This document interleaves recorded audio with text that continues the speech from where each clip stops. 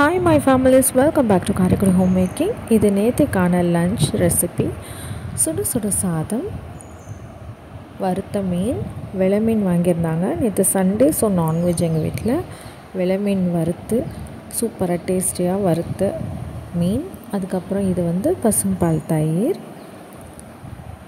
இது கழனி புளிச்சார், கழனி ரசம்னு சொல்லுவாங்க. அரிசி களையிற தண்ணியில் புளி ஊற போட்டு வெங்காயம், தக்காளி, வரமிளகாய் எல்லாம் தாளித்து புளி கரைச்சி ஊற்றி அந்த கழனி தண்ணி அப்படியே கொதிக்க வச்சு வைக்கிறது. இது மணத்தக்காளி கீரை. இதுக்குமே அந்த அரிசி களையிற தண்ணியை சேர்த்து பூண்டு, சின்ன வெங்காயம், வரமிளகாயெல்லாம் போட்டு அப்படியே தேங்காய் பால் புளிஞ்சு ஊற்றி குக்கரில் வச்சு இறக்குனா சூப்பராக இருக்கும். வயிற்று புண்ணுக்குமே நல்லது.